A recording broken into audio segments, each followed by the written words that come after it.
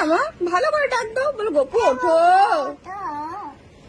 বলো সকাল হয়ে গেছে, তোমার মশারিটা খুলে দি।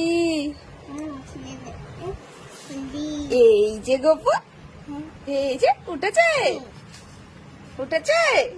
গপুকে বলো গুড মর্নিং, বলো কি খাবা এখন,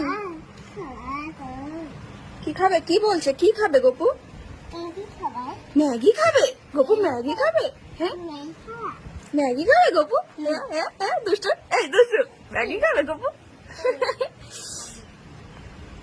গপু